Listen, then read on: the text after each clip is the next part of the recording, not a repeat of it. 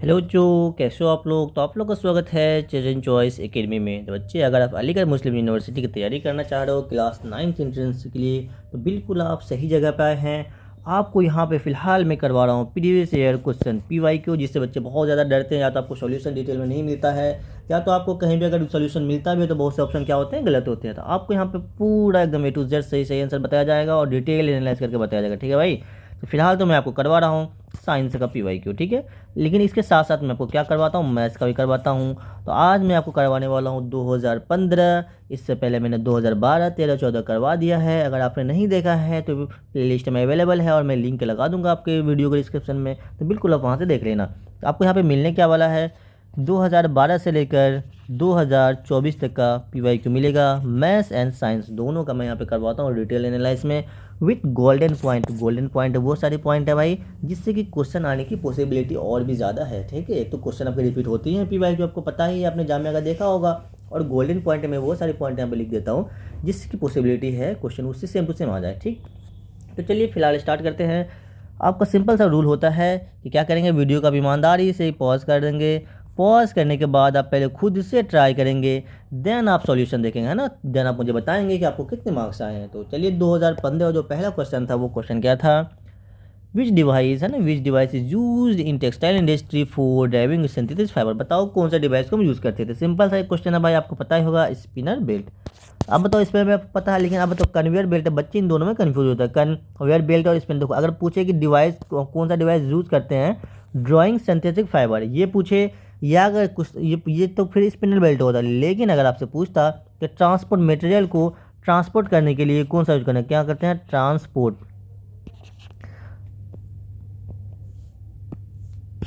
देखो यहाँ पे इसमें क्या पूछ लेता है ये, इसमें पूछता ट्रांसपोर्ट, है ना, ट्रांसपोर्ट। अगर पूछता बताओ ट्रांसपोर्ट मटेरियल को यूज़ करने के लिए हम कौन सा बेल्ट क्या यूज़ करते हैं, फिर आपको होता है कन्वेयर बेल्ट, है ना, मटेरियल। आते हैं नेक्स्ट क्वेश्चन। देखो नेक्स्ट क्वेश्चन क्या है, PVC and polythene are example of. मैंने आपको कई बार बताया है, 2014 में बताया, 2012 में भी बताया इवन, कि भाई ये दोनों एग्जाम्पल आप याद कर लो। PVC एंड पॉलीथीन, ये दोनों किसका एग्जाम्पल है, जल्दी बताएं, ये दोनों किसका एग्जाम्पल है, जल्दी जल्दी बोलो, कमेंट करो जल्दी से। ये दोनों एग्जाम्पल है आपका किसका, थर्मोप्लास्टिक। तो बताओ थर्मोसेटिंग एग्जाम्पल क्या है। तो मैंने आपको बताया है कि थर्मोप्लास्टिक का दो एग्जाम्पल याद कर लो, PVC एंड पॉलीथीन, और थर्मोसेटिंग का दो एग्जाम्पल याद कर लो। तो थर्मोसेटिंग का दो क्या एग्जाम्पल याद करना आपको, जल्दी से बोलो, बैकलाइट एंड मेलामिन, है ना, बैकलाइट, एक बैकलाइट याद कर लो, एक मेलामाइन याद कर लो, है ना। तो ये दो एग्जांपल आप कहते हैं थर्मोसेटिंग में। अब बताओ थर्मोप्लास्टिक होता है क्या भाई मेरे, थर्मोप्लास्टिक क्या होता है। थर्मोप्लास्टिक उसको बोलते हैं जिसको आप क्या करो, अगर इसको हीट करो, है ना, इसको अगर हीट करते हैं तो ये क्या हो जाता है, सॉफ्ट हो जाता है।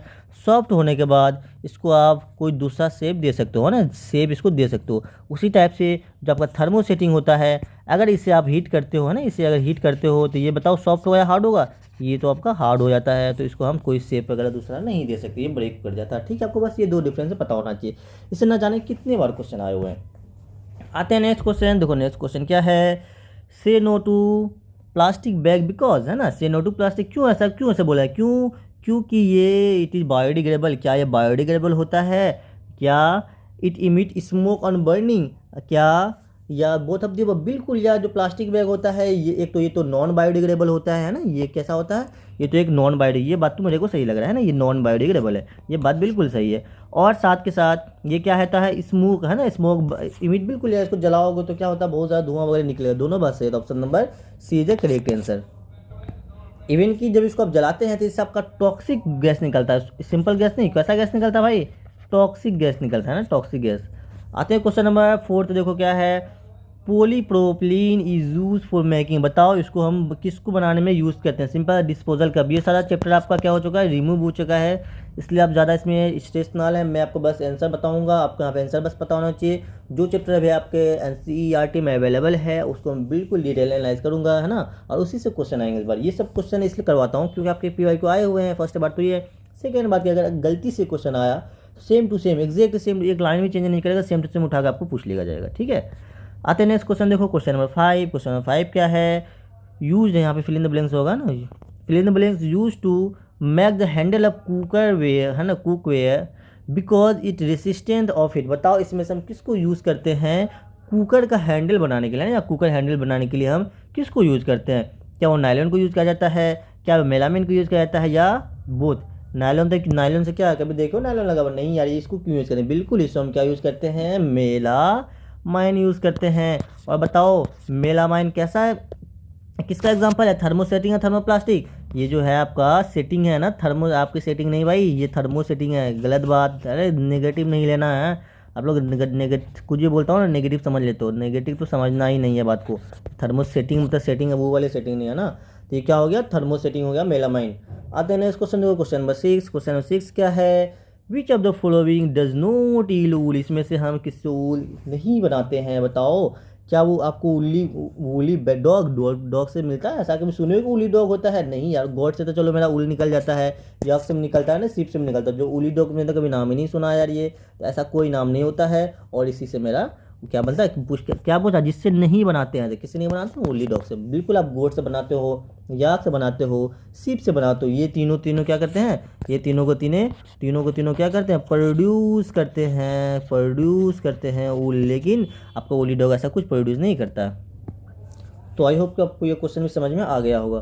तो नेक्स्ट क्वेश्चन देखो क्या है? The chemical name of representing unit present in the polyester. ये सब देखो चैप्टर हट चुका है, इसलिए इसमें ज़्यादा आपको स्ट्रेस बिल्कुल भी नहीं लेना है, ठीक है भाई? कुछ भी ज़्यादा स्ट्रेस नहीं लो। आपने भी जामिया का देखा होगा, एनसीईआरटी में जितने चैप्टर गिवे हैं ना, बस उसी से क्वेश्चन बने हैं। एनसीईआरटी से बाहर जो चैप्टर नहीं है, जो चैप्टर रिमूव हो चुका है, उससे क्वेश्चन नहीं बना है। आपके अलीगढ़ मुस्लिम यूनिवर्सिटी में भी बिल्कुल उसी से क्वेश्चन बनेगा जो आपके एनसीईआरटी में गिवन है। इसलिए जो एनसीईआरटी में गिवन है उस क्वेश्चन को आपको डिटेल एनालाइज भी करना है, और साथ के साथ आपको उसी चैप्टर को पढ़ना है, एक्स्ट्रा कोई चैप्टर अपना पढ़ना है। देखो पूछा है the chemical name represent unit of the polyester. Polyester का केमिकल नेम क्या है? देखो खुद ये बता रहा भाई, मेरे अंदर क्या आ रहा है? स्टर आ रहा है, तो मैं क्या हूँ? स्टर हूँ। तो बिल्कुल इतना ही पता होना चाहिए, इससे ज़्यादा आपको ज़रूरत नहीं है। आते हैं नेक्स्ट क्वेश्चन। क्वेश्चन नंबर 8 देखो क्या है? Cellulose is made up of large number. अब बताओ सेल्यूलोज जो बना हुआ था किसका बना हुआ होता है? सिंपल था, क्या ग्लूकोज का बना हुआ होता है या कॉटन का? अरे कॉटन का ग्लूकोज क्यों बनेगा भाई? कार्बोहाइड्रेट से क्यों ही बनेगा, फ्रुक्टोज से क्यों बनेगा? जो ग्लूकोज आपका बना हुआ सेल्यूलोज बना हुआ होता है, वह किसका बना हुआ था? जल्दी बोलो। वो आपका बना हुआ होता है ग्लूकोज का बना हुआ आता है, जिसको पॉलीसेकेराइड कहते हैं ना, पॉलीसेकेराइड कंपोज लिपिटिंग ग्लूकोज यूनिट। बिल्कुल आप लिख सकते हो। आते हैं नेक्स्ट क्वेश्चन देखो, which of the following are the advantage of synthetic fibre. बताओ इसमें से सिंथेटिक फाइबर का क्या एडवांटेज है, क्या फ़ायदा है ना, क्या फ़ायदा है? सिंथेटिक फाइबर पूछा है। They are easily washable. हाँ भाई, सिंथेटिक फाइबर को आराम से धो धा सकते हैं ना, बिल्कुल धोते हो ना कपड़े वगैरह को। तो दे आर इंसेक्ट, हाँ ये भी इंसेक्ट रेसिस्टेंस पे होता है। They are tough and durable. बिल्कुल यार, टफ भी होता है, बहुत ज़्यादा ड्यूरेबल भी होता है। मतलब कि इनका तीनों एडवांटेज है। ऑप्शन नंबर डी इसका हो जाएगा, करेक्ट हो जाएगा। Option number D is correct. Tension है ना भाई, मेरे कोई दिक्कत, कोई परेशानी, कोई दुख, कोई तकलीफ तो नहीं ना हो रहा है, होनी भी नहीं चाहिए ना। देखो पूछा है the rearing of silkworm. The rearing of silkworm ऑफ्टेनिंग सिल्क है ना। Rearing, simple rearing of silkworm को हम क्या बोलते हैं? सीरिकल्चर बोलते हैं। कोई दिक्कत है इसमें? कुछ भी दिक्कत होना ही नहीं चाहिए भाई। फ्लोरिकल्चर क्या बोलते हैं? बताओ ये किसके लिए होता है? रेयरिंग ऑफ फ्लावर है ना, लेयरिंग ऑफ फ्लावर। उसके बाद बताओ एपीकल्चर किसको बोलते हैं? रेयरिंग ऑफ हनी बी है ना, रेयरिंग ऑफ हनी। सिर्फ एक बार लिख रहा हूँ, हनी बी समझ जाओगे। समझदार बच्चा सब है मेरा तो यार, इतना समझदार बच्चा मैंने कभी देखा ही नहीं यार, है ना? आप लोग इतना समझदार कभी देखे नहीं? बिल्कुल नहीं, आप लोग बहुत ज़्यादा समझदार बच्चे हो मेरे भाई। क्या है देखो, the rearing of silk worm पूछा था आपका सेरिकल्चर। रेयरिंग ऑफ अगर पूछता फ्लावर तो फ्लोरिकल्चर। रेयरिंग ऑफ अगर पूछता हनी बी तो आपका क्या होता है? एपीकल्चर।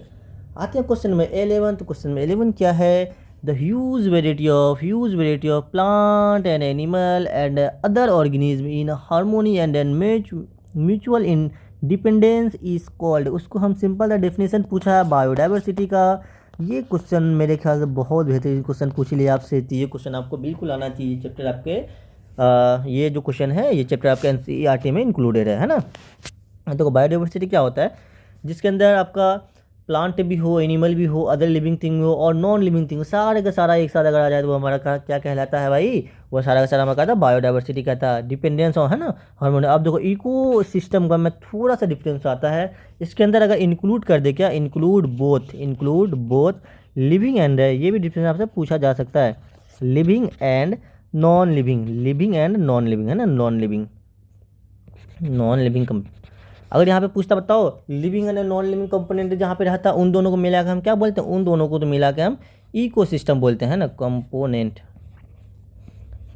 अब तो माइग्रेशन क्या होता है, माइग्रेशन वो होता है जहाँ पे देखो मैंने इससे पहले इस पे क्वेश्चन करवाया, डिटेल क्वेश्चन करवाया है कि जो कोई भी मतलब कि बर्ड वगैरह क्या होता है एक जगह से, है ना, कहाँ से, सपोज कि जगह नंबर 1 ये आ गया, जगह नंबर 2 मतलब कि प्लेस नंबर 1 से आया प्लेस नंबर 2 पे, देखो यहाँ से भाई साहब यहाँ फ्लाइट करके मतलब उड़ के आ गया, है ना। तो ये एक जगह से दूसरी जगह जा रहा है, इसको हम बोलते हैं माइग्रेशन बोलते हैं। और ये क्यों जाता है, क्या उसको यहाँ पे मज़ा आता है, नहीं भाई, यहाँ पे फूड खोजने जाता है, यहाँ पे अपना शेल्टर खोजने जाता है, यहाँ ब्रीडिंग के लिए जाता है। किसके लिए जाता है, देखो यहाँ पे क्वेश्चन पूछे गए, ये बोला फूड के लिए जाता है और अपना ब्रीडिंग के लिए, ब्रीड के लिए जाता है, और किसके लिए, शेल्टर के लिए जाता है। तो ये तीनों आपको पता होना चाहिए। पूछता है बताओ कोई भी बर्ड वगैरह माइग्रेट क्यों करता है, क्यों माइग्रेट करता है, क्योंकि अपना फूड के सर्च में जाता है, ब्रीड के लिए जाता है ना, शेल्टर के लिए जाता है। और हैबिटेट क्या होता है बताओ, हैबिटेट वो इन्वायरमेंट है, हैबिटेट वो जगह है, हैबिटेट वो जगह है ना, वो जगह है जहाँ पे एनिमल वगैरह क्या करते हैं, अपना घर बनाते हैं। जैसे आपके घर को हम क्या बोलते हैं, आपके घर को आपके घर को होम बोला जाता है। जैसे हम यहाँ पे रह रहे हैं सब क्या बोलते हो, हैबिटेट बोलते हो, कभी सुनो हैबिटेट बोलते हुए, नहीं, इसे हम हाउस बोलते हैं, होम बोलते हैं। हाउस में ज़्यादा मतलब मेन जो हो हाउस बोला जाता है हमारे घर को। उसी टाइप से जो एनिमल वगैरह अपना जो घर बनाता है ना, उसको क्या बोलते हैं, उसको हैबिटेट बोलते हैं। तो ये बिल्कुल ये डेफिनेशन न जाने कितने बार जामिया के अंदर ही पूछा गया है, अलीगढ़ में ही पूछा गया था, आपसे पूछा जा सकता है। तो habitat, migration, ecosystem, biodiversity. Biodiversity में नॉन लिविंग का कोई जिक्र नहीं होता है, इकोसिस्टम आपका नॉन लिविंग का जिक्र होता है, और माइग्रेशन में एक जगह से दूसरी जगह जाना है, किसके लिए, फूड के लिए, ब्रीड के लिए, शेल्टर के लिए। हैबिटेट में क्या होता है, एनिमल वगैरह का जो घर होता है उसको हैबिटेट कहते हैं। ठीक, सिंपल सा वर्ड में समझो। डेफिनेशन वगैरह लिखो तो यार बहुत लंबा चौड़ा, क्या फ़ायदा डेफिनेशन रट्टा मार के। क्वेश्चन अगर मेन है कि क्वेश्चन आपका बनना चाहिए। और आई होप, मेरी गारंटी है कि अगर आप 2014 से लेकर 2012 से लेकर 2024 तक का पीवाई को अच्छे से कर लेते हो तो बिल्कुल देखना, इससे बाहर क्वेश्चन आपको देखने को बिल्कुल भी नहीं मिलेगा। आते हैं नेक्स्ट क्वेश्चन, देखो क्या है, what is the process of conversion of fertile soil into sand, है ना। क्या है, फर्टाइल सॉइल अगर सैंड में कन्वर्ट होता तो इस प्रोसेस को हम क्या बोलते हैं, बताओ। सैंड में कन्वर्ट हो रहा है ना, क्या उसको इंडस्ट्रियलाइजेशन बोलेंगे हम, नहीं। इंडस्ट्रियलाइजेशन क्यों बोले भाई, इंडस्ट्रियलाइजेशन क्या होता है, ये तो ये इंडस्ट्री वगैरह बनाने का प्रोसेस होता है, सिंपल सा बना होता है ना उसका। और ये क्या होता है, डिजर्टिफिकेशन बोलेंगे इसको, बिल्कुल बोला जाए। डिफोरेस्टेशन बोलोगे, नहीं भाई मेरे, डिफोरेस्टेशन तो उसको बोलते हैं जब हम फॉरेस्ट को कट कर रहे होते हैं ना, क्या करते हैं, डिफोरेस्टेशन क्या होते हैं, जो आपका फॉरेस्ट एरिया होता है, जो फॉरेस्ट होता है उसको क्या कर दो, उसको जब हम कट करते हैं तो ये हमारा क्या कहलाता है, डिफोरेस्टेशन कहता है। सिंपल वर्ड में बता रहा हूँ, डेफिनेशन नहीं लिख रहा हूँ, बस सिंपल वर्ड में, वन वर्ड में बता रहा हूँ, ठीक है। उसको डिफोरेस्टेशन बोलते हैं।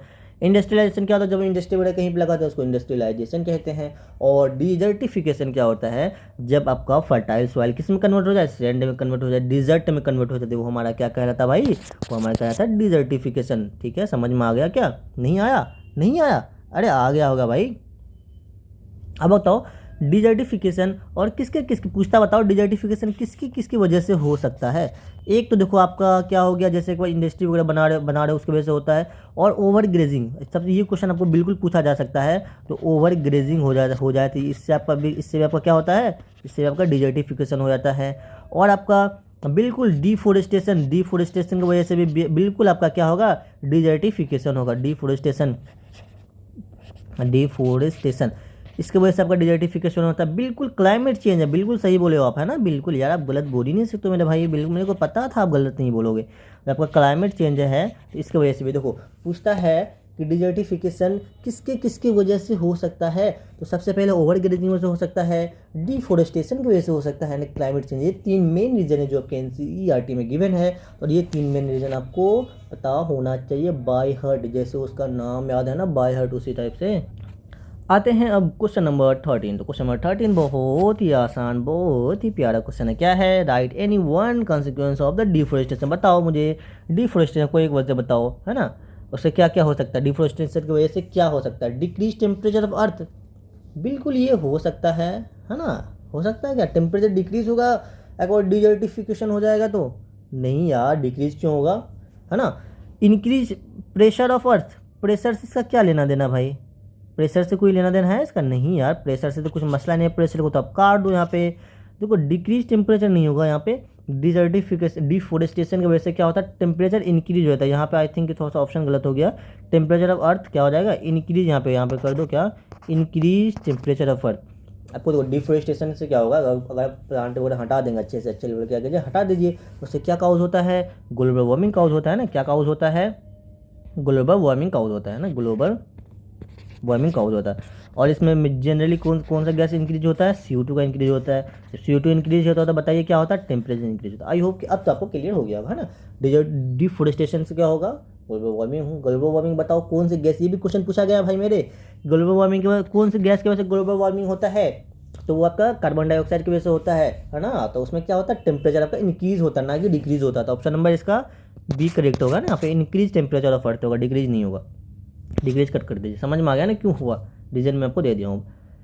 अरे वही पूछा भाई, मैं क्या बोलूँ, मैं क्या ही करूँ भाई, देखो क्या करूँ मैं। तो ग्लोबल वार्मिंग सिंपल सा cause due to increase amount of, मैं ही तो बताया भाई, अमाउंट किसका अमाउंट इंक्रीज हो रहा है मेरे भाई, कार्बन डाइऑक्साइड का ही तो अमाउंट इंक्रीज हो रहा है। तो option number is correct answer. बताइए कार्बन मोनो पूछता, बताओ कार्बन मोनोऑक्साइड कैसा गैस है। कार्बन मोनोऑक्साइड जो होता है ना, ये आपका टॉक्सिक गैस है। कैसा गैस है भाई, ये टॉक्सिक गैस है।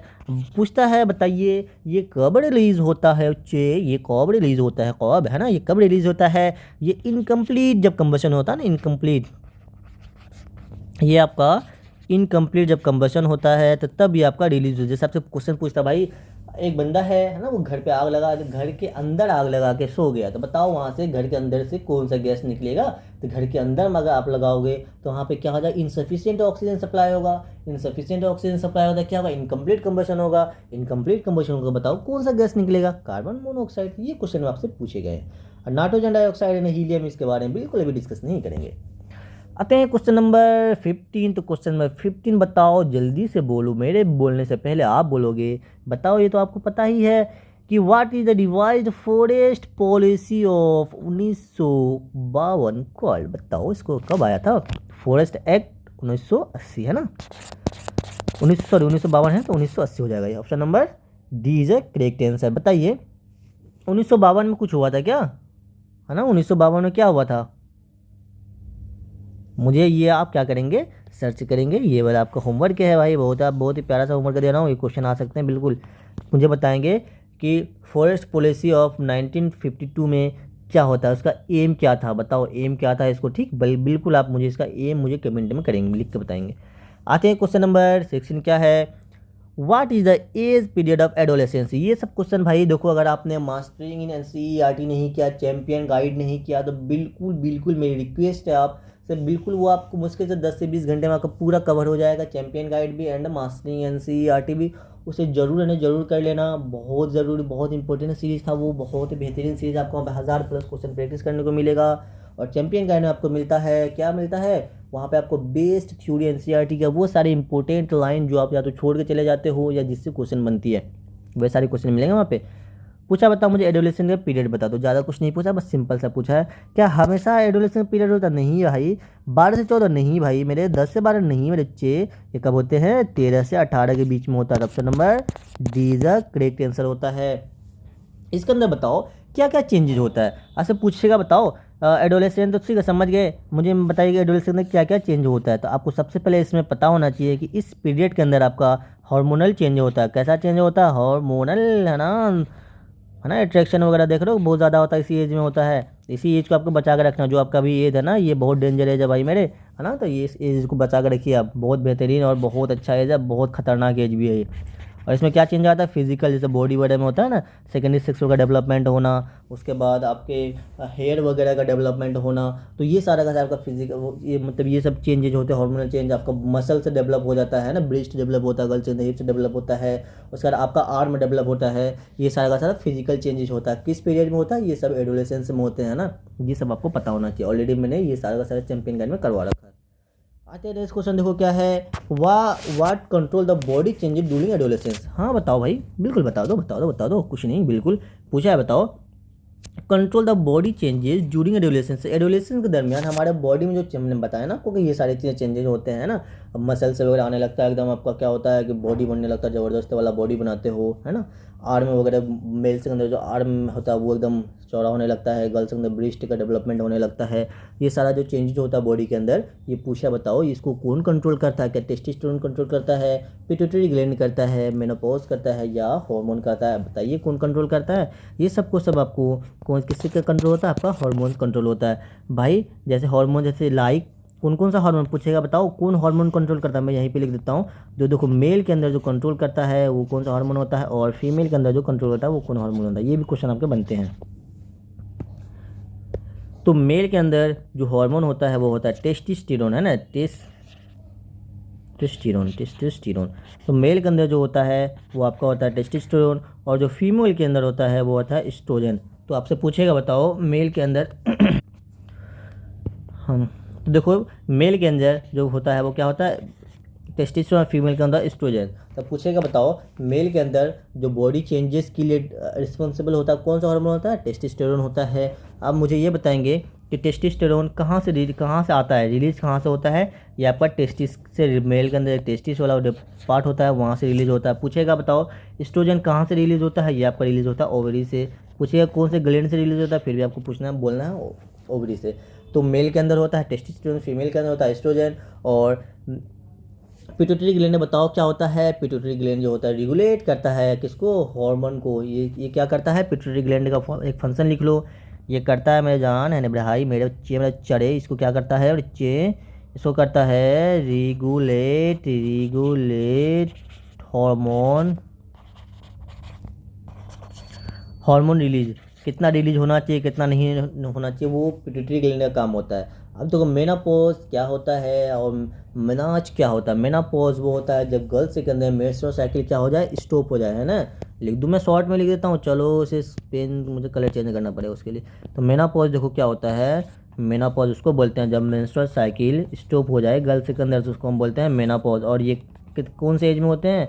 ये 45 से 50 साल की उम्र में ये चीज़ होता है। तो ये क्वेश्चन पूछा जाता है, बताओ मेनोपॉज कब होता है? 45 से 50 साल के एज में होता है। और ये क्या होता है? Stoppage of menstrual cycle. और स्टार्टिंग जो होता है फर्स्ट मेंस्ट्रुअल साइकिल उसको हम क्या बोलते हैं? मेनार्च बोलते हैं। आते हैं क्वेश्चन नंबर 18। तो बहुत ही आसान क्वेश्चन है ना, बहुत ही आसान, मैं कहा ही बोलूँ इसमें। इसमें देखो पूछा है बताओ मास्टर ग्लैंड किसको बोलते हैं? तो मास्टर ग्लैंड क्या है? मास्टर साहब के कौन है? अरे मैं नहीं भाई, मेरे बारे में नहीं पूछ रहे, पूछते हैं बताओ मास्टर ग्लैंड बताओ। तो पिट्यूटरी ग्लैंड जो होता है ना उसको हम क्या बोलते हैं? मास्टर ग्लैंड बोलते हैं। आपसे पूछेगा बताओ स्ट्रेस ग्लैंड किसको बोलते हैं? स्ट्रेस जो ग्लैंड होता है वो उसको हम एड्रिनल ग्लैंड बोलते हैं। स्ट्रेस किस में आता है? टेस्टोस्टेरोन के बारे में मैंने बता दिया। टेस्टोस्टेरोन क्या होता है? मेल हार्मोन होता है। इसका काम क्या होता है? मेल सेकेंडरी सेक्सुअल कैरेक्टर को क्या करता है? डेवलपमेंट करता है। मेल सेकेंडरी सेक्सुअल कैरेक्टर को क्या करेगा? डेवलप करेगा। अब देखो मेनार्च के बारे में आ गया, मैं यहाँ पे मेनापॉज देखो, मैं मेनापॉज बताया हूँ यहाँ पे, है ना, मेनापॉज बता दिया। अब पूछा मेनार्च बताओ, तो मेनार्च का बताओ मेनार्च क्या होता है? First menstrual cycle. क्या होता है ये? First menstrual cycle. तो फर्स्ट मेंस्ट्रुअल साइकिल जो होता है उसको हम मेनार्च कहते हैं। ये सारे के सारे क्वेश्चन है मेरे भाई, ये सब अच्छे से आप नोट डाउन कर लो, मैंने आपको पहले ही बोला है, शॉर्ट नोट से बिल्कुल बनाइए आप। पूछा है बताओ which hormone secreted bye pancreas? Pancreas से कौन सा हार्मोन सीक्रेट होता है? तो सिंपल सा है, सबसे पहले मुझे बताएंगे थायरोक्सिन। थायरोक्सिन कहाँ से सीक्रेट होता है? जल्दी बताओ। थायरोक्सिन सीक्रेट होता है वो आपका थायराइड ग्लैंड से होता है। TG लिख दूँ सिर्फ, थायराइड ग्लैंड है ना, थायराइड ग्लैंड लिख दो, TG लिख दो, थायराइड ग्लैंड। उसी से बताओ एड्रेलिन कहाँ से होता है? एड्रेलिनल ग्लैंड से लिख होता है। बताओ एस्ट्रोजन कहाँ से होता है? अभी बताया था मैंने, ये होता है ओवरी से होता है, ओवरी से होता है। लेकिन आपका जो पेनक्रियास से होता है वो आपको कौन सा हार्मोन रिलीज होता है? वो आपका इंसुलिन। पूछेगा बताओ थायरोक्सिन जो हार्मोन है, थायरोक्सिन देखो ये आपका क्या है? ये आपका हार्मोन है, थायरोक्सिन हार्मोन है, एड्रेलिन हार्मोन है, एस्ट्रोजन हार्मोन है। पूछेगा कि थायरोक्सिन हार्मोन कहाँ से रिलीज होता है? थायराइड ग्लैंड से होता है। पूछेगा एड्रेलिन ग्लैंड कहाँ से रिलीज होता है? तो हम कहाँ से होता है? एड्रेलिन ग्लैंड से रिलीज होता है। एस्ट्रोजन हार्मोन कहाँ से रिलीज होता है? तो ओवरी से होता है। पूछेगा कि टेस्टोस्टेरोन कहाँ से रिलीज होता है? टेस्टोस्टेरोन से रिलीज होता है। तो ये सारा क्वेश्चन है, ये क्वेश्चन पूछे जाते हैं, बिल्कुल यही सारे क्वेश्चन आएंगे आपको, ये क्योंकि अब चैप्टर रिमूव हो चुका है तो ये सब क्वेश्चन आने की पॉसिबिलिटी सबसे ज़्यादा है। तो मैं आपको इसी खुशी में एक चीज़ और बता दूं कि इंसुलिन का जो फंक्शन होता है, बता ही दूं क्या? चलो बता देता हूँ। ये कंट्रोल करता है या रेगुलेट करता है, कंट्रोल ब्लड शुगर लेवल। ये किसको कंट्रोल करता है? Blood sugar level. तो ये ब्लड शुगर लेवल को क्या करता है, पूछेगा बताओ इसमें से कौन सा हार्मोन है जो कि ब्लड शुगर लेवल को कंट्रोल करता है या रेगुलेट करता है, बात बराबर है बच्चे, है ना। तो उसको हम इंसुलिन कहते हैं। आते हैं क्वेश्चन नंबर 20। तो 20 बहुत ही प्यारा, बहुत ही आसान सा क्वेश्चन पूछ लिया है, मैं क्या बोलूँ, है ना। तो देखो क्या है कि what is the stoppage of, भाई तो बताया मैंने, भाई बताया, जल्दी बोला, वीडियो पॉज करो ईमान, तुम्हें उसकी कसम, वीडियो पॉज करो, खुद आंसर बताओ, मुझे कमेंट करो भी, जल्दी से बताओ 20 का आंसर जल्दी बताइए। स्टॉपेज ऑफ मेंस्ट्रुअल साइकिल को क्या बोलते हैं, स्टॉपेज को क्या बोलते हैं, मेनोपॉज बोलते हैं ना, बिल्कुल यही मेनोपॉज कहलाता है। अब मुझे बताएंगे मेनाज क्या था, मेनाज क्या था, फर्स्ट मेंस्ट्रुअल साइकिल, है ना, फर्स्ट मेंस्ट्रुअल साइकिल या फर्स्ट पीरियड को, ऐसे भी क्वेश्चन आपसे पूछ सकता है कि फर्स्ट पीरियड को हम क्या बोलते हैं, जिसको बिल्कुल ही क्वेश्चन पूछते हैं भाई, इसलिए बता रहा हूँ, फर्स्ट पीरियड इन गर्ल्स। तो या तो आपसे ये पूछेगा, इस टाइप से पूछेगा, या पूछेगा first menstrual cycle, first menstrual cycle. तो ये दो क्वेश्चन, दो टाइप से पूछते हैं, सेम क्वेश्चन वही है, तो तरीका अलग है।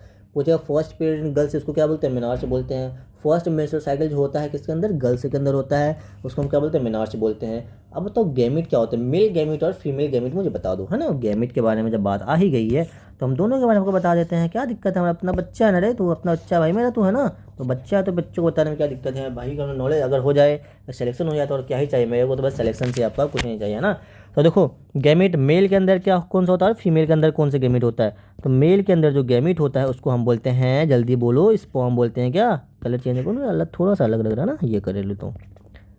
होता है मेल का जो होता है वो स्पर्म होता है, मेल गैमिट को स्पर्म बोलते हैं, और फीमेल गैमिट को हम बोलते हैं ओवा बोलते हैं, या हम उसको ओवम या एग ऐसे कुछ बोलते हैं, आप एक याद कर लो। तो आपसे पूछेगा बताओ मेल गैमिट क्या है, तो बिल्कुल स्पर्म बोलना है, फीमेल गैमिट क्या तो ओवा रहेगा या आपका एग रहेगा, ये बोलना है। और ये दोनों भाई साहब जब आपस में क्या होते हैं भाई मेरे, फ्यूज़ हो जाते हैं, तो इसी प्रोसेस को ही तो हम बोलते हैं फर्टिलाइजेशन। इसी प्रोसेस को क्या बोला जाता है भाई, इसी को बोलते हैं फर्टिलाइजेशन, किसी और को नहीं बोलते हैं ना, इसी को बोलते हैं फर्टिलाइजेशन।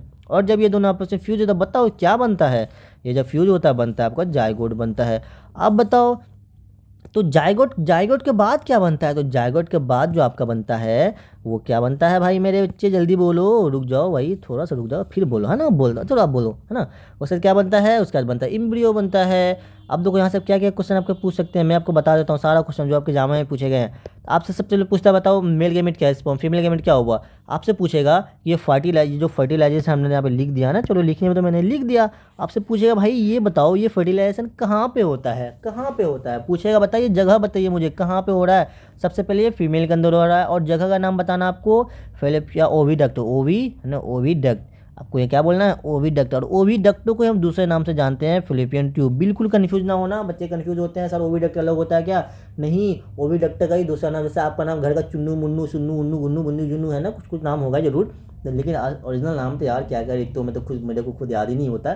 तो घर का नाम तो चुन्नू मुन्नू है ना, सोना मोना क्या क्या नाम रखते हो है ना, तो वो आपका क्या है, निक नेम है ना, दो नेम है ना, उसी टाइप से उसका मेन नेम तो ओविडक्ट है, लेकिन उसको हम फलोपियन ट्यूब भी कहते हैं। तो आपसे पूछेगा फर्टिलाइजेशन कहाँ पे होता है, तो ओविडक्ट में होता है ना। एम्पुला रीजन, चलो एक पॉइंट और दे दो आपका, अलीगढ़ थोड़ा सा एक रीजन, और कौन से रीजन में होता है, एम्पुला। तो ये थोड़ा एक्स्ट्रा पॉइंट है बिल्कुल ये क्वेश्चन भी, लेकिन आप ध्यान रखना कि एम्पुला रीजन में होता है। अब पूछेगा बताओ एम्ब्रियो का डेवलपमेंट कहाँ पे होता है, डेवलपमेंट ऑफ एम्ब्रियो है ना, एम्ब्रियो का डेवलपमेंट कहाँ पे होता है, तो एम्ब्रियो का जो डेवलपमेंट होता है वो होता है यूटेरस। ये क्वेश्चन इस बार जामिया में पूछा गया था, यूटेरस, तो जब जामिया में पूछा चला गया था आपसे पूछा जा सकता है। तो एम्ब्रियो का डेवलपमेंट कहाँ पे होता है, यूटेरस में होता है। फर्टिलाइजेशन कहाँ पे होता है, ओविडक्ट में होता है। जाइगोट का फॉर्मेशन कहाँ पे होता है, ओविडक्ट में होता है। ठीक है, कौन सी रीजन में होता है, एम्पिला रीजन में होता है। आई होप कि अब इससे ज़्यादा आपको ज़रूरत नहीं है इस टॉपिक में जानने की। आते हैं नेक्स्ट क्वेश्चन, देखो मेनोपॉज के बारे में बता दिया, कब होता है, कौन सी एज में होता है भाई, ये 45 से 50 साल के, कहाँ से कौन सी एज में होता है, 45 से 50 साल की उम्र में होता है ये चीज़। Newton is a unit of, बताओ बच्चे न्यूटन जो है वो किसका यूनिट है, तो न्यूटन किसका यूनिट है, बिल्कुल आपको पता होगा, न्यूटन जो है वो फोर्स का यूनिट है। अब बताइए एनर्जी का यूनिट क्या होता है, वर्क का यूनिट क्या होता है, एनर्जी का यूनिट क्या होता है, जल्दी बोलो, बस ये आपको पता है जूल होता है ना, ये बिल्कुल जान लो, इससे ज़्यादा जानने की जरूरत है नहीं। आते हैं नेक्स्ट क्वेश्चन, देखो क्या है, in human being the is estimated number of cell to be, बताओ ह्यूमन बींग्स के अंदर एस्टिमेटेड नंबर ऑफ सेल कितना है, कितना है, जल्दी बोलो। 10 की पावर होता है कितना 14 होता है, ये पावर होगा आई थिंक, ये ऑप्शन थोड़ा गलत लिख दिया गया है ना, तो ये 14 नहीं है, ये इसको ऑप्शन करेक्ट कर लो। ये सब के सब क्या है इसमें पावर है ना, 10 की पावर 6, 10 की पावर 32 एंड 10 की पावर 25, यहाँ पे हो जाएगा 10 की पावर 32 होता है 14 है ना, 10 की पावर 14, तो ऑप्शन नंबर बी जे करेक्ट है। जो एस्टिमेटेड सेल होते हैं ह्यूमन बींग्स के अंदर 10 की पावर कितने होते हैं 14 और 13 के बीच में होते हैं, तो 14 दे रखा है तो 14 हो जाएगा। Which of the following is non living part of cell, इसमें से पूछा है कि non living part of cell का बताइए क्या। माइटोकॉन्ड्रिया बिल्कुल लिविंग पार्ट होता है, राइबोसोम में लिविंग होता है, सेंट्रियोल में बिल्कुल लिविंग होता है, लेकिन आपका जो ग्रेन्यूल्स होते हैं ये कैसे होते हैं, यही होते हैं आपके नॉन लिविंग पार्ट। देखो माइटोकॉन्ड्रिया में एक चीज बस डाल लेना कि माइटोकॉन्ड्रिया के अंदर क्या होता है, रेस्पिरेशन होता है ना, 2 पॉइंट लिख देता हूँ, ज़्यादा नहीं, बस 2 पॉइंट जान लो। इसके अंदर पूछेगा बताइए प्लांट के अंदर रेस्पिरेशन कहाँ पे होता है, तो रेस्पिरेशन कहाँ पे होता है माइटोकॉन्ड्रिया के अंदर होता है। पूछेगा power house of the cell किसको बोलते हैं, क्या हो गया भाई power house of the cell, तो power house of the cell क्या होता है, बिल्कुल माइटोकॉन्ड्रिया को बोलते हैं। पूछेगा भाई मेरे बच्चे बता दो कि राइबोसोम को हम क्या बोलते हैं, तो इसी को बोलते हैं प्रोटीन फैक्ट्री, है ना, प्रोटीन फैक्ट्री। कई बार बोल चुका भाई, ये सब बिल्कुल आपको आना चाहिए मेरे बच्चे। अब सेंट्रियोल बताओ किस में हेल्प है, सेंट्रियोल के बारे में ये जान लो कि ये सिर्फ और सिर्फ किस में होता है, ओनली प्रेजेंट इन एनिमल, ये सिर्फ और सिर्फ एनिमल में प्रेजेंट होता है। जैसे आपसे पूछेगा इसमें से बताओ सिर्फ और सिर्फ एनिमल में कौन सा ऑर्गेनल प्रेजेंट है, सिर्फ प्लांट में कौन सा है, तो बिल्कुल आपको पता होना चाहिए कि जो सेंट्रियोल होता है only and only present in animal, और इसका जो फंक्शन होता है वो किस में हेल्प करता है, ये सेल डिवीज़न में हेल्प करता है, सेल डिवीज़न में हेल्प करता है, ये आप पढ़ेंगे आगे। तो बस ये 2 पॉइंट इसके बारे में जान लो, इससे ज़्यादा आपको जानने की आवश्यकता बिल्कुल भी नहीं है। आते हैं क्वेश्चन नंबर 24 जो क्वेश्चन है ये भी बहुत ही आसान सा क्वेश्चन पूछ लिया है बच्चे, है ना। देखो क्या है, yellow revolution is related to increase the, क्या है बताओ, येलो रेवोल्यूशन किससे मतलब कि इसमें किससे रिलेटेड है, क्या पल्स प्रोडक्शन से रिलेटेड है, या आपका ऑयल से है, या फूड ग्रेन से हो, या फिश है, जल्दी से बोलो किससे है, जल्दी बोलेंगे। येलो है ना, तो येलो ही लेता हूँ, तो येलो से येलो, ऑयल भी कैसा होता है येलो, तो येलो से येलो मिला दो, ऑप्शन नंबर बी जो हो जाएगा करेक्ट। पल्स प्रोडक्शन बताओ ये कैसा किस में था, ये आपका था ग्रीन रेवोल्यूशन में था ना, ये किससे रिलेटेड है, ये आपका ग्रीन से था ना कि आपका येलो से था, ग्रीन रिवोल्यूशन है ना, रिवोल्यूशन।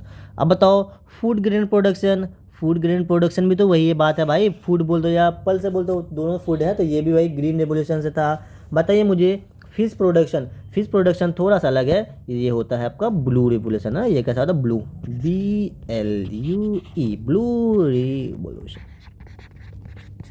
देखो जो आपका फूड ग्रेन प्रोडक्शन था या फूड प्रोडक्शन था, ये किससे रिलेटेड था, ये आपका ग्रीन रेवोल्यूशन से था। ऑयल जो है वो आपका येलो से है, एंड ब्लू जो है वो आपका किससे है, जल्दी बोलिए फिश से है। आते हैं नेक्स्ट क्वेश्चन, तो नेक्स्ट क्वेश्चन देखो क्या है, energy can be expressed in, जो एनर्जी होता है वो किस में एक्सप्रेस करते हैं, सिंपल सा आपका यहाँ पे यूनिट पूछ लिया गया एनर्जी का। बताओ एनर्जी का क्या होता है भाई, अभी मैंने बताया था देखो एनर्जी का क्या होता है जूल, देखो एक ही दिन क्वेश्चन पूछा गया, रिपीट वे में पूछा गया है ना, एनर्जी का तो मैंने बताया ना जूल, तो देखो ये क्वेश्चन है उसी साल पूछा गया, तो रिपीट होते हैं क्वेश्चन भाई, इसलिए आपको ऑप्शन पता होना चाहिए। अब मुझे बता दो, चलो बता इसको डिटेल ही बता देता हूँ, है ना। जो पावर है, पावर बताओ, सॉरी वाट बताओ किसका यूनिट है, वाट जो है आपका पावर का यूनिट है। पूछेगा बताइए पावर किससे रिलेटेड, न्यूटन बताइए किसका है, न्यूटन जो आपका फोर्स से रिलेटेड है। मीटर पर सेकंड बताइए किसका है, वेलोसिटी या स्पीड कर लो, स्पीड आपको याद रहेगा, स्पीड है ना। जैसे आप कहीं जाते हो क्या बोलते हो, 10 मीटर पर सेकंड से गए हैं, 100 किलोमीटर पर आवर से गए हैं, तो मीटर पर सेकंड आना, तो ये आपका स्पीड कहलाता है। न्यूटन फोर्स का है, एंड जूल का तो पता ही चलेगा किसका है, ये एनर्जी का है। आते हैं नेक्स्ट क्वेश्चन, तो नेक्स्ट क्वेश्चन देखो क्या है, एक्शन रिएक्शन फोर्स एक्ट, ये सब क्वेश्चन आपका इंपॉर्टेंट क्वेश्चन है, बिल्कुल इसमें मैं स्टार पॉइंट लगाऊंगा, और ये क्वेश्चन आने की पॉसिबिलिटी है इस बार।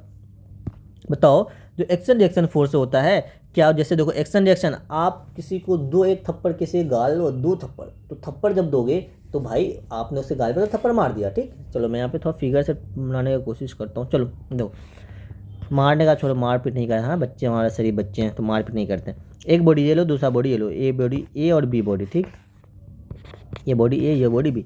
तो आप क्या करो, इस बॉडी बी को उठाकर इसके ए पे रख दो। देखो इसको ऐसे लेकर जाओ, ऐसे मार दो, उसको उठाकर ऐसे पटक दो। ठीक, पटके तो देखो ये ऊपर से बॉडी आया, इस बॉडी में अगर टकराया है ना, टकराया से तो देखो बॉडी बी जो है वो किस पे, ए पे टकरा रहा है। क्या वो सेम डायरेक्शन में टकरा रहा है? नहीं। तो आपका बॉडी ए और बी दोनों अपोजिट डायरेक्शन में, ना कि सेम डायरेक्शन में, है ना। सेम डायरेक्शन मतलब क्या होता है कि दोनों नीचे जाता है, लेकिन एक बॉडी तब रुका हुआ है, मतलब एक बॉडी नीचे से ऊपर जाएगा, एक बॉडी ऊपर से नीचे आएगा। तो देखो ये बॉडी क्या जाएगा, ये इसमें पेन चेंज करूँ तो ये बॉडी आपको नीचे से ऊपर जाएगा और ये बॉडी ऊपर से नीचे आएगा। तो मतलब ऑपोजिट डायरेक्शन में होता है हमेशा ना हमेशा। जो एक्शन रिएक्शन होता है वो always and always in different direction, ना कि सेम डायरेक्शन। क्या होगा, ऑन डिफरेंट बॉडीज़। हाँ देखो दोनों, देखो एक तो डिफरेंट डायरेक्शन होता है, डिफरेंट बॉडीज। ए अलग बॉडी है आपका, बी अलग बॉडी है, तो आपको यहाँ दे रखा है बॉडीज़ के एग्जांपल में दे रखा है। तो on the other different body, ना कि सेम बॉडी। सेम बॉडी में कभी नहीं होगा, डिफरेंट लाइन नहीं होगा, डिफरेंट डायरेक्शन होगा, और सेम डायरेक्शन कभी नहीं होगा, डिफरेंट डायरेक्शन होगा। तो सिंपल सा डिफरेंट बॉडी होना चाहिए। अगर आप किसी को 2 थप्पड़ लगा दो तो क्या आप खुद में लगाओ थप्पड़, किसी और को लगाओगे ना, तो ये आपका एक्शन गाल में 2 एकदम अच्छे से चपाट है ना, तो देखना गाल उसका लाल हो जाएगा।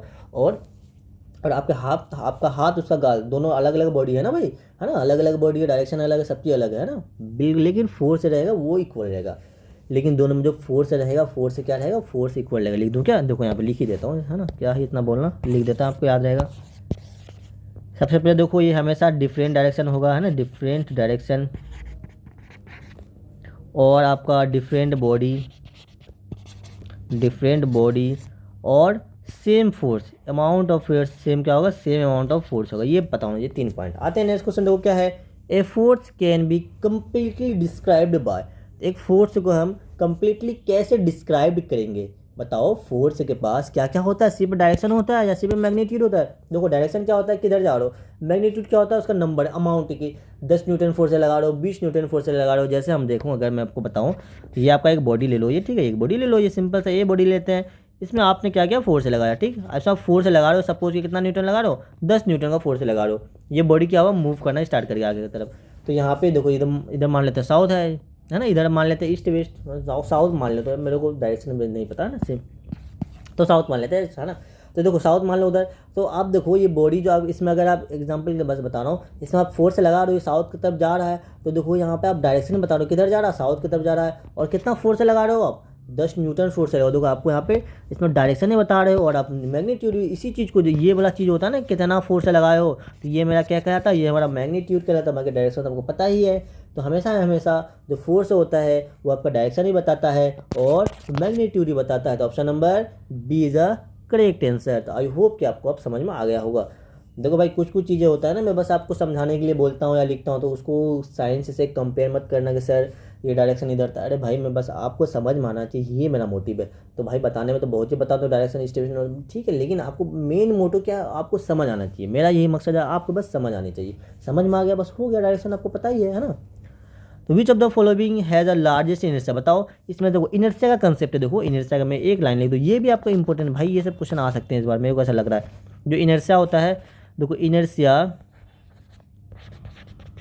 डायरेक्टली प्रोपोर्शन होता है मास के, जितना ज़्यादा मास उतना ज़्यादा इनर्शिया। इसको आप याद कर लेना अच्छे लेवल पे, जितना ज़्यादा इनर्शिया उतना ज़्यादा मास। इसमें आप खोजेंगे कि बताओ सबसे ज़्यादा मास किसका है, पूछा है कि बताओ which of the following largest mass, मतलब लार्जेस्ट पूछा है।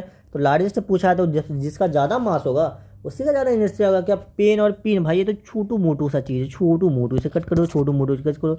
Your school bag, your physics book, बिल्कुल भाई आपके बैग आपका ज़्यादा बड़ा है ना, बैग का वेट देखो, बैग का वेट सबसे ज़्यादा इसके अंदर। तो भाई आप बुक भी रख रहे हो, पेन भी रख रहे हो, पिन भी रख रहे हो, सब चीज़ तो इसी के अंदर है। अकॉर्डिंग टू ऑप्शन सबसे ज़्यादा वेट किसका है, ऑप्शन नंबर सी का सबसे ज़्यादा वेट है, मतलब सबसे ज़्यादा मास है। सबसे ज़्यादा मास जिसका रहेगा उसका इनर्शिया सबसे ज़्यादा रहेगा। तो बिल्कुल याद करना, सबसे ज़्यादा जिसका इनर्शिया उसका मास, जिसका मास सबसे ज़्यादा उसका इनर्शिया सबसे ज़्यादा, और जिसका मास सबसे ज़्यादा उसका इनर्शिया सबसे ज़्यादा, और जिसका मास कम उसका इनर्शिया कम।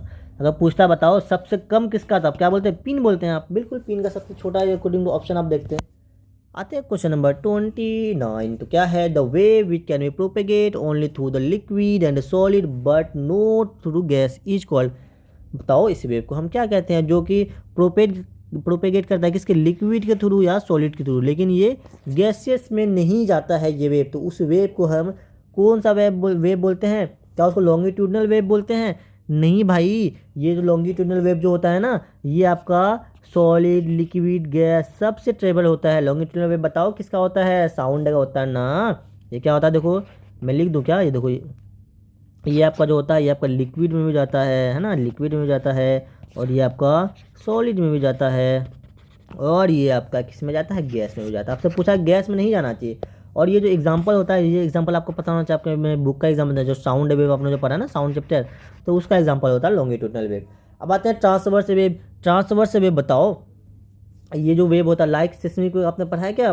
जब आप पढ़ोगे ना अर्थक्वेक वगैरह के बारे में, तो वहाँ पे आपने सिस्मिक वेव पढ़ेंगे। तो ये जो सिस्मिक वेव होता है, ये वेव आपका बिल्कुल गैस और गैस में ट्रेवल नहीं करता। ऑप्शन नंबर 20 करेक्ट हो जाएगा। और ये जो एग्जाम्पल इसका अगर ले लें, एग्जाम्पल कौन सा हो जाएगा? लाइक, ये किसके जैसा होता है? ये आपसे पूछे बताओ। सिस्मिक वेव जो होता है, सिस्मिक वेव नहीं, सिस्मिक एस वेव है ना, सिस्मिक एस वेव आपसे पूछेगा, बताओ सिस्मिक एस वेव किसका एग्जांपल है, कैसा है? तो वो ट्रांसवर्स वेव में लिख दो यहाँ पे। चलो, ये आपका ये भी आपका क्वेश्चन है बुक का, बिल्कुल बहुत बेहतरीन क्वेश्चन बनेगा, यहाँ से क्वेश्चन बन गया। तो सिस्मिक एस वेव, तो ये सिस्मिक एस वेव जो होता है, ये आपका किसका एग्जांपल है भाई मेरे? ये आपका ट्रांस वेव है। और रेडियो वेव बताओ, ये जो रेडियो वेव है, बिल्कुल ये भी हर जगह ट्रैवल करता है, उसका नॉन ऑफ देव आपका कोई बात ही नहीं था। Option number B correct answer हो जाएगा। आते हैं क्वेश्चन नंबर 30। क्वेश्चन नंबर 30 है, which of the following is carried by wave from one place to another. क्या है, क्या पूछा? Which of the following is carried by wave from one place to another. बताओ इसमें से कौन सा है जो कि वेव को कैरी करता है from one place to another. तो वेव को कैरी कौन करता है? तो carry by wave, sorry, wave के थ्रू कौन कैरी होता है एक जगह से दूसरी जगह के लिए? क्या मास? मास को तो क्या वेव के थ्रू कैरी करते हो? मास जो आप जैसे 10 kg आलू लाओ, सॉरी अरे ज़्यादा बोल दिया, 2 ही kg लाओ, अरे 1 kg लाओ, अरे आप तो यार आप आधा kg लाएँ, ठीक है? हाँ मैडम, आप आधा kg लाएंगे, तो आप आधा kg लेकर आइए। तो आधा के जी जब लाएंगे तो मास को क्या उसे रख दोगे वेब, और वेब लेकर उसको वहाँ से चला जाएगा भाई। चलो भाई वेब साहब मेरे घर पे से पहुँचा दीजिए, मैं नहीं उठा पाऊंगा इसे, है ना? तो ऐसा कुछ करेंगे आप? अरे नहीं, मजाक था, दिल पे नहीं लेना, है ना? तो क्या ऐसा नहीं, बिल्कुल वैसा नहीं। तो वेलोसिटी भी नहीं होता है आपका, वेव लेंथ भी नहीं होता। जो वैसा क्या होता है, जो ट्रांसफर होता है वो एनर्जी ट्रांसफर होता है। हमेशा ना हमेशा जो एनर्जी कैरिड होता है, ट्रांसफर होता है एक जगह से दूसरी जगह के लिए, वो हमेशा न हमेशा वेव के फॉर्म में होता है, from one point two another point. आते हैं क्वेश्चन नंबर 31। तो क्वेश्चन नंबर 31 क्या है? Choose the correct statement. इसमें से मुझे सही स्टेटमेंट बताना है। Solid exert pressure in downward direction, बिल्कुल, या जो सॉलिड जो होता है प्रेशर कहाँ पे लगाता है? डाउनवर्ड डायरेक्शन में लगाता है। Liquid exert pressure in all direction, बिल्कुल ये भी सही। Gas exert pressure in all direction, देखो थोड़ा सा एग्जांपल मैं दे दूँ, इसका all of the above correct answer है। और ये सारा क्वेश्चन बहुत ही इंपॉर्टेंट क्वेश्चन है भाई, मैं सब में स्टार पॉइंट लगा रहा हूँ, यही सब क्वेश्चन देखना आपको देखने को मिल जाएगा। आते देखो, एक ये बॉक्स, एक ये ले लो, डब्बा ले लो, है ना, एक बाल्टी ले लो। तो बाल्टी में आप क्या करो? लिक्विड फिल कर दो, कहते हैं ना, लिक्विड फिल कर देंगे, है ना? तो आप यहाँ पे देखेंगे कि इसमें जो प्रेशर लगता है, ये हर वॉल पे लगता है, इधर भी लगता है, इधर भी लगता है, इधर भी लगता है, मतलब कि ऊपर नीचे हर जगह। तो ये जो, इसीलिए आप यहाँ जान लो, जो आपका लिक्विड होता है ये हमेशा ऑल डायरेक्शन में प्रेशर लगाता है। उसी टाइप से बैलून लो, बैलून में आप क्या कर दो? एयर फिल कर दो, और वहाँ पे भी हर देखो, अगर आप एग्जाम्पल जानना है तो आप बैलून 2-4 बैलून ले लो, आप किसी में कहाँ पर सेट करेंगे? कहीं यहाँ पे पिन कर दीजिए, किसी बैलून में यहाँ पे पिन कीजिए, देखा है कहीं पे पिन को फट जाएगा। तो भाई क्यों फटेगा? क्योंकि हर जगह प्रेशर लगा रखा हो, उसको थोड़ा सा एक्सटर्नल फोर्स चाहिए होता है बस फटने के लिए। इसलिए आपका गैस हर जगह ऑल डायरेक्शन में लगाता है लिक्विड। लेकिन आपका जो सॉलिड होता है ना, सॉलिड को जैसे कि मैं यहाँ पे सॉलिड को रख दूँ, ये आपका बॉडी ए है और ये आपका बॉडी बी, इस पर मैंने रख दिया, तो ये हमेशा सिर्फ एक डायरेक्शन नीचे लगाएगा फोर्स है भाई। इसे क्या जरूरत है इधर उधर लगाना, ज़्यादा भागता नहीं है भाई, सॉलिड सा है ना, बिंदास मोटा ताज़ा है, तो क्या ही दिमाग लगाया वहाँ। तो इसीलिए सिर्फ एक डायरेक्शन में लगाता है, डाउनवर्ड डायरेक्शन में। आते हैं क्वेश्चन नंबर 32। क्वेश्चन नंबर 32, ओ भाई थक गया मैं तो, 43 मिनट हो गए, है ना? तो Audible frequency of movement, simple सा पूछा है भाई। ऑडिबल फ्रीक्वेंसी इसमें से क्या है आपको पता है? 20 हर्ट्ज से लेके 20,000 हर्ट्ज तक को हम क्या बोलते हैं? Audible. Option number B is correct answer, आपको पता है। बस मैं यहीं पे नहीं छोड़ता हूँ, आपको इससे आगे भी मैं ज़रूर बताता हूँ। आप बताइए, अगर 20, देखो यहाँ पे क्या लिखूँ, 20 हर्ट्ज से क्या हो? ये क्वेश्चन मेरा जामिया में पूछा गया था, 20 से लेके 20,000 हर्ट्ज। अगर 20,000 से ज़्यादा हो और 20 से कम हो, जल्दी बोलो भाई, बोलो, कई बार लिख जाऊँ मैं, जल्दी बोलो। 20,000 से अगर ज़्यादा हो जाए तो उसको हम, भाई 1 जीरो और देना ना, बच्चे बोलेंगे सर जीरो छोड़ देता हूँ। तो 20,000 से अगर ज़्यादा हो उसको बोलते हैं अल्ट्रासोनिक। कैसा सोनिक? अल्ट्रासोनिक। अल्ट्रासोनिक साउंड बोलते हैं उसको, अल्ट्रासोनिक साउंड बोलेंगे। अगर 20 से कम हो उसको हम बोलते हैं इंफ्रासोनिक। Infrasonic sound. आपसे पूछा जाएगा, बताइए और अल्ट्रासोनिक साउंड वो होता है जिसको हम नहीं सुन सकते, इंफ्रासोनिक वो होता है जिसको हम नहीं सुन सकते। आपसे पूछेगा 20,000 से ज़्यादा वाले साउंड को हम क्या बोलते हैं, तो अल्ट्रासोनिक साउंड बोलते हैं। 20 से कम वाले को क्या बोलते हैं, तो हम इंफ्रा बोलते हैं। नेक्स्ट क्वेश्चन हो क्या, loudness of sound is proportional to the sequence of. Simple सा बात है भाई, लॉर्डनेस जो होता है वो किस पे डिपेंड करता है, जल्दी बोल दीजिए आप। बिल्कुल मैं आपको 2 पॉइंट लिख के दे रहा हूँ, है ना। जामिया में भी ये बात दोनों दो पॉइंट में लिखूंगा, ये दोनों पॉइंट से जामिया में क्वेश्चन आए हैं, तो आपको भी आने की बिल्कुल पॉसिबिलिटी है।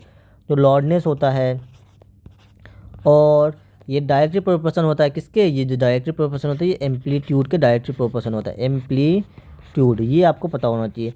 उसी टाइप से जो आपका जो क्या होता है, पिच होता है ना, पिच ऑफ साउंड, पिच जो होता है वो डायरेक्टली प्रोपोर्शन होता है किसके, फ्रीक्वेंसी के। तो ये 2 पॉइंट आप इस कदर याद कर लो, जिस कदर उसका नाम याद है ना, आप समझ ही गए हो मेरे बोलने से पहले कि सर क्या बोलने वाले हैं, अब तो समझदार हो गए आप लोग। तो ये दोनों पॉइंट को अच्छे से याद कर लो, तो इसमें 10 स्टार दे दो। तो आपसे यहाँ पूछता है कि लॉर्डनेस को बढ़ाएंगे तो एम्पलीट्यूड क्या होगा, बढ़ेगा, है ना। लॉर्डनेस को बढ़ाते हो तो एम्पलीट्यूड भी बढ़ेगा, क्योंकि डायरेक्टली प्रोपोर्शन है। लॉर्डनेस को घटाओगे तो एम्पलीट्यूड भी घटेगा, उससे पिच बढ़ाओगे तो फ्रीक्वेंसी बढ़ेगा, पिच घटाओगे तो फ्रीक्वेंसी घटेगा। तो ये सारा पॉइंट क्वेश्चन ऐसे बनते हैं। आपसे पूछेगा कि बताइए जल्दी से, पिच किस पे डिपेंड करता है, पिच जो होता है वो आपका किस पे डिपेंड कर रहा है, पिच जो है वो आपका फ्रीक्वेंसी पे डिपेंड कर रहा है। उसी टाइप से पूछेगा जो आपका एम्पलीट्यूड है या जो लॉर्डनेस है वो किस पे डिपेंड कर रहा है, वो एम्पलीट्यूड पे डिपेंड कर रहा है। तो अभी क्वेश्चन आपसे फिलहाल क्या पूछा गया है, फिलहाल पूछा गया है कि लॉर्डनेस ऑफ साउंड, है ना, इज प्रोपोर्शन टू, प्रोपोर्शन मतलब ये डायरेक्टली प्रोपोर्शन किसके है भाई, जल्दी बताओ। हो जाएगा आपका amplitude. Option number B is the correct answer. आते हैं नेक्स्ट क्वेश्चन, देखो question number 34, which of the following statement is correct about sound. Sound के बारे में इसमें से कौन सा करेक्ट पूछा है, इनकरेक्ट नहीं, करेक्ट मतलब सही बात बताना, गलत बात ना बताना। गलत बात नहीं बोलना, सही बात बोलो, हमेशा सही बात बोलो, गलत बात तो बोलना ही नहीं है।